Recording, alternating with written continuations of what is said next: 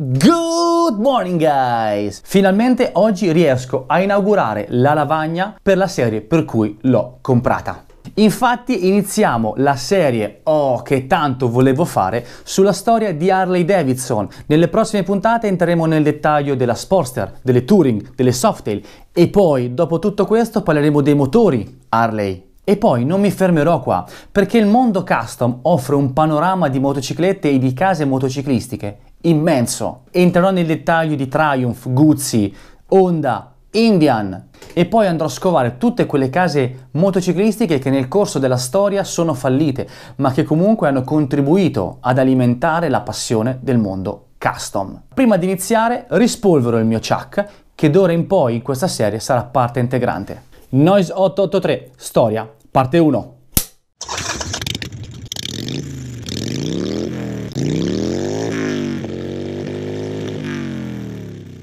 Soffermiamoci un attimo e ragioniamo su tutti quei grandi brand che noi conosciamo in ambito delle 2 e delle 4 ruote. Mercedes, Honda, Harley Davidson, Indian, Fiat, Ford. Ragazzi, parliamo di brand che hanno una storia alle spalle immensa. E come tutte le più grandi avventure americane, anche questa ha incarnato in pieno il sogno americano. Infatti il tutto ha avuto origine in un garage. Procediamo per step. Gli ingredienti per qualsiasi storia sono protagonisti, luogo, tempo. William Sylvester Harley e Arthur Davidson, Milwaukee 1901. Siamo nella fine del 1800 e in America circola già l'idea di una bicicletta motorizzata. E i due grandissimi amici, dopo aver visto l'idea del signor Pennington, che si pensa essere l'ispiratore dei due ragazzi, si sono decisi a iniziare quella che è la loro carriera motociclistica, partendo appunto da una bicicletta motorizzata. E come il sogno americano insegna, il tutto ha avuto origine da un garage di 3 metri per 5, quindi nemmeno troppo grande ma nemmeno troppo piccolo, ma sufficiente per contenere la capacità dei due ragazzi di voler partire. Ed ecco che ha origine la loro prima bicicletta motorizzata, spostata da un motore monocilindrico di 116 cm3. Purtroppo di questa bicicletta non si ha ad oggi nessuna fotografia, però sappiamo che fu un progetto purtroppo fallimentare, perché il motore rimandava tantissime vibrazioni al telaio della bicicletta e inoltre il motore aveva fortissime perdite d'olio. Però i due amici non si sono persi d'animo in nessunissimo modo e si sono avvalsi dell'aiuto di William Davidson, fratello maggiore di Arthur. E tutti e tre hanno lavorato insieme per tirar fuori una buona idea. Quindi facciamo un salto in avanti di 2 anni e arriviamo sempre a Milwaukee nel 1903. Tutti e tre insieme hanno preso il progetto iniziale e lo hanno completamente rivoluzionato, cercando di prenderla l'idea di base, rivoluzionarla per farla diventare quella che poi divenne la vera prima Harley. Hanno costruito un telaio capace di sopportare tutte le vibrazioni del motore, un motore che non era più di 116 cm3 ma di bensì 405 cm3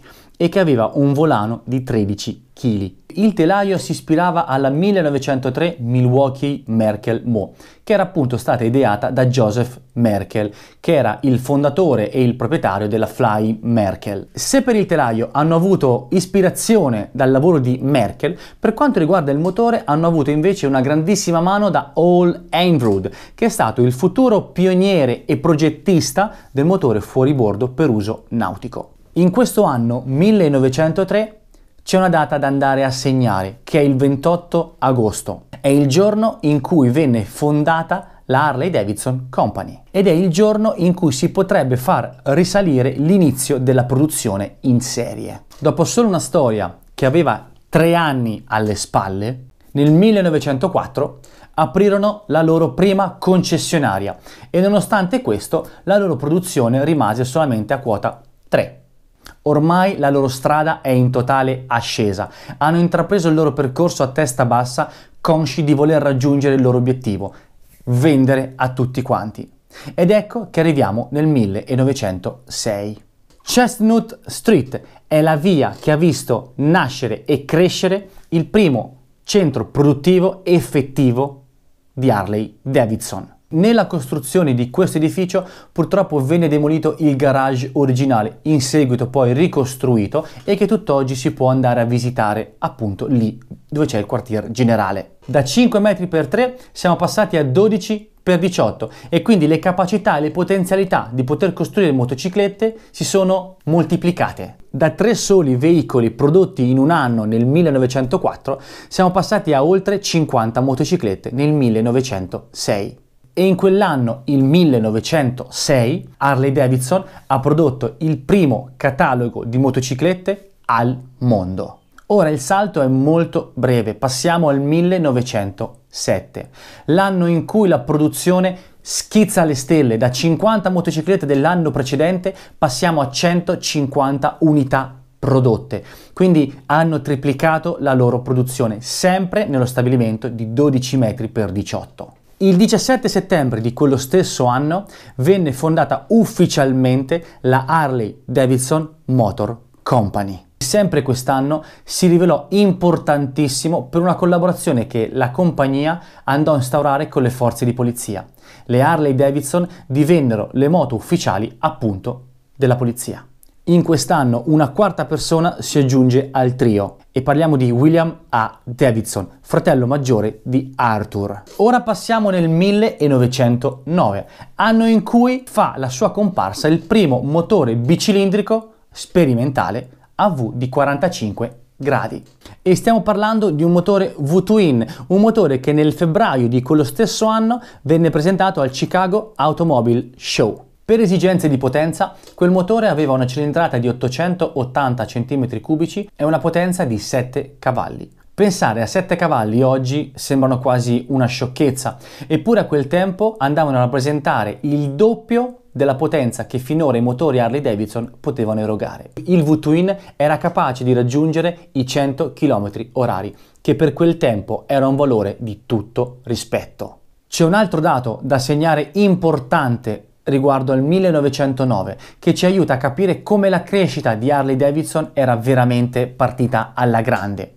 Nel 1907 la produzione si era fermata a 150 esemplari e dopo solo 2 anni, nel 1909, aveva toccato la cifra di 1149 pezzi prodotti. Facciamo un salto in avanti di 2 anni e arriviamo nel 1911. Se 10 anni prima la storia di Harley Davidson è iniziata grazie a un'ispirazione avuta da una terza persona, il signor Pennington, oggi, in questo anno, Harley Davidson rappresenta l'ispirazione per altre persone. Infatti in quell'anno in America si possono andare a contare oltre 150 marchi motociclistici nati così in pochissimo tempo. Un marchio fra quelli lo conosciamo anche noi oggi negli anni 2000 e sto parlando di Indian, che nel corso del tempo è andata ad occupare il posto di principale concorrente di casa Harley. Quest'anno è importante anche perché si è vista un'evoluzione del motore V-Twin. Se prima montava delle valvole d'aspirazione automatiche, ora montava delle valvole d'aspirazione meccaniche.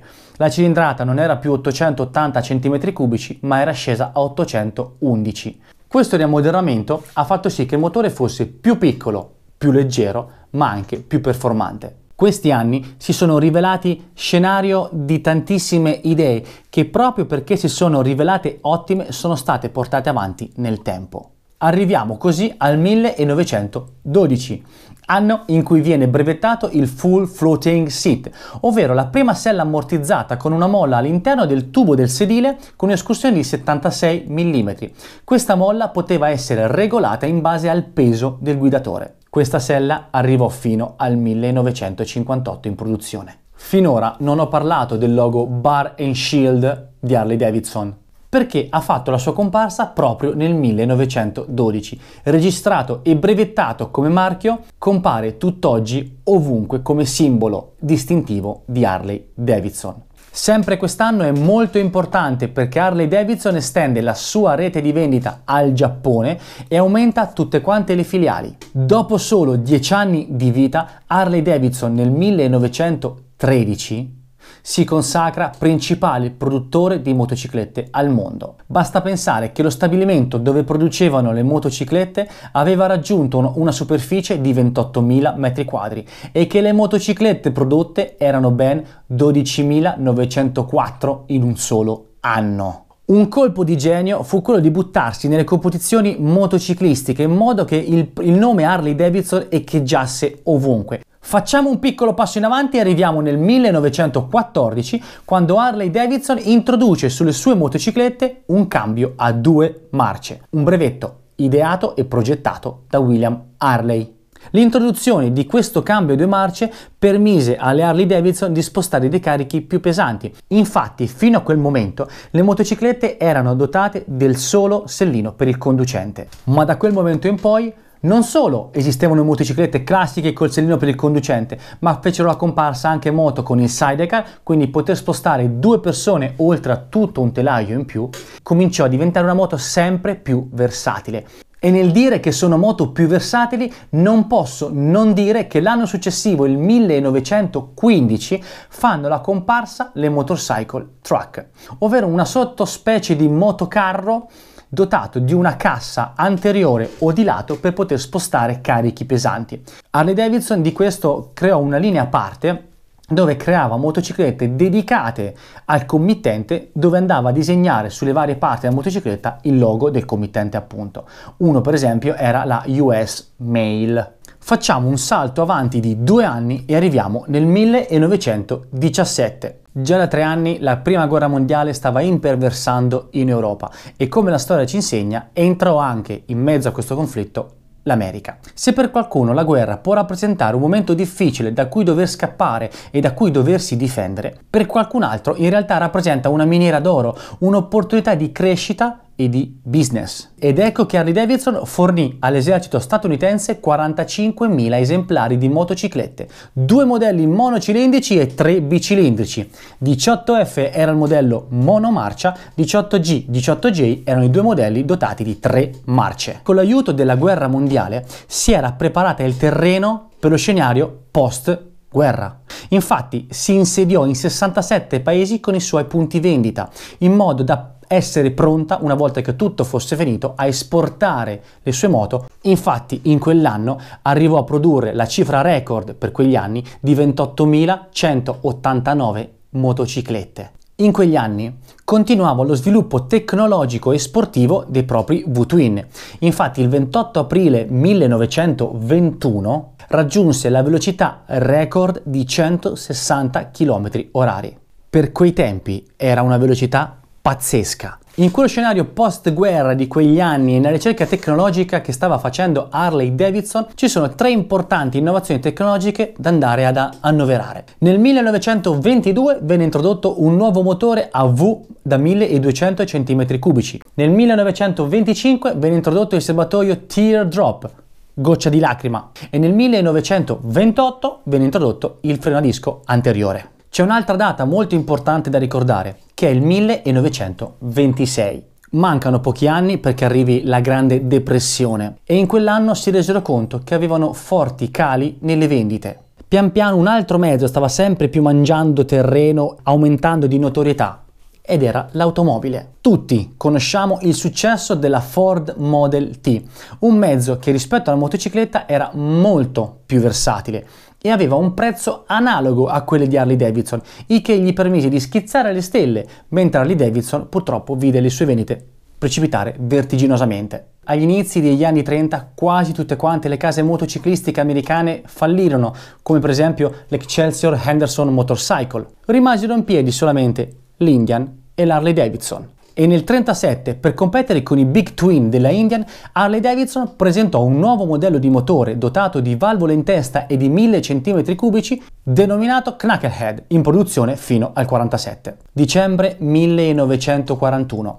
Tutti quanti ci ricordiamo l'attacco a Pearl Harbor. E questo è stato l'avvenimento che ha fatto sì che Harley Davidson ritornò a produrre motociclette per l'esercito americano. Durante la seconda guerra mondiale Harley Davidson produsse 88.000 motociclette, solo 1.000 erano il modello XA, che a tuttora ne fa il modello più raro degli anni 40. Finita la seconda guerra mondiale, le motociclette in dotazione all'esercito rimasero dove si trovavano e andarono ad alimentare il mercato post bellico europeo delle motociclette. Infatti furono due gli scenari principali. Da un lato vennero prese in dotazione dalle forze armate e dall'altro, oltre ad andare ad alimentare il mercato del mondo custom delle motociclette, divennero fonte di ispirazione per tantissime case motociclistiche europee. Vi ricordate che rimasero due case motociclistiche americane? Harley Davidson e Indian? Bene, togliamo l'Indian, dichiarò bancarotta nel 1953. Ora purtroppo l'Harley Davidson cominciò invece a subire la forte concorrenza delle case motociclistiche inglesi, soprattutto di Triumph. Ecco che nel 1957 e più precisamente il 27 gennaio Harley Davidson introdusse nella sua gamma e sul mercato la Sportster. La semplicità motoristica e della linea ne fecero una moto di estremo successo, sia nella versione, diciamola, da strada, quindi privata, che nella versione da pista, nel modello R. Attualmente la Sportster è l'unico modello di Harley Davidson tuttora oggi venduto e prodotto. La Sporty nel 1957 è stata quella motocicletta, quell'idea messa su strada con l'intento di andare a risollevare le sorti di un'azienda un pochino in crisi. Ma già dalla fine degli anni 40 Harley Davidson stava cercando di risollevare le sue sorti creando modelli diversi da quelli che aveva fatto finora. Ed ecco comparire sullo scenario l'Hammer, una moto di piccola cilindrata, e il Topper, uno scooter, modelli seguiti da bassissime vendite e quindi poi finiti nel dimenticatoio. Il calo delle vendite stava pian piano aumentando, nonostante il lancio della Sportster e al lancio del nuovo motore Shovelhead, un motore che purtroppo all'inizio si presentò come un motore poco affidabile e dai frequenti trafilaggi d'olio. Purtroppo per Harley Davidson i problemi non finirono qua, perché verso la fine degli anni 60 nel mercato americano cominciarono ad entrare anche le case motociclistiche giapponesi e in particolare Honda. In un secondo siamo arrivati nel 1969. Forse l'anno più nero, più brutto all'interno della storia di Harley Davidson, perché gli eredi furono costretti a dover vendere a favore di un'altra compagnia. La compagnia era la American Machine Foundry, un'azienda metallurgica, e nacque così la AMF Harley Davidson. Purtroppo le scelte commerciali della AMF non si rivelarono giuste e lungimiranti. Decisero di diminuire la forza lavoro e i costi di produzione. Il tutto si traduceva in una bassa qualità delle motociclette prodotte. Se il 1969 rappresenta una data da dimenticare in questa storia, il 1981 è l'anno in cui Harley Davidson è tornata in mano ai suoi eredi. Perché un gruppo di 13 investitori guidati da Vince Bills e Willie G. Davidson, un erede della famiglia Davidson, hanno ricomprato la compagnia. Venne messo in pratica il metodo Material as Needed. Ordiniamo e stocchiamo solo quello di cui abbiamo bisogno. Avendo minor costi rispetto prima e quindi più capitali da poter investire in nuove tecnologie, si buttarono a testa bassa sull'ideazione di nuovi propulsori. Harley Davidson Evolution fu la risposta a questa ricerca di nuove tecnologie. Fu il motore che gli permise di fare un balzo enorme nelle vendite. Ma il vero balzo in avanti sia nel 1984, quando Harley Davidson introduce nel mercato la Softail Custom FX STC, anche denominata coda soffice. Le sue sospensioni ben posizionate e occultate ricordavano benissimo il telaio rigido della Hydra Glide.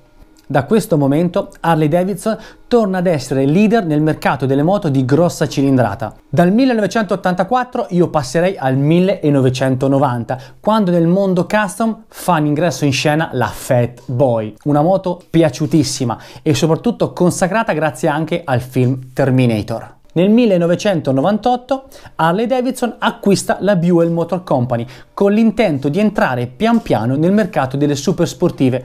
Purtroppo la storia ci insegna che è un tentativo non riuscito. Nel 1999 viene prodotto il primo motore Twin Cam 88, un bestione da 1450 cm3. Verso la fine di quell'anno tutta quanta la gamma dell'Harley Davidson monterà questo motore, eccetto la Sportster. Fino al 2014 Harley Davidson è stata considerata un marchio molto conservatore, molto poco incline alle novità tecnologiche, molto diverse da quelle che erano la sua storia. Non si può negare che nel corso degli anni ha fatto delle evoluzioni, i motori sono cambiati, sono migliorati, ma nel 2014 c'è un cambio radicale in quello che è una concezione di moto Harley Davidson. Viene presentata la Live Wire, una moto molto diversa da quello che è un concetto di Harley Davidson che tutti noi conosciamo. In questo episodio ho solamente voluto prendere quelli che sono gli episodi salienti e che credo ritenere i più importanti per certi versi. Per fare questo ho dovuto scegliere cosa dover lasciare fuori. Non ho nominato alcuni motori o alcuni modelli di moto. Non preoccupatevi, usciranno degli episodi dedicati su questo. Iscrivetevi al canale e cliccate anche sulla campanina per rimanere sempre aggiornati. Ciao ragazzi!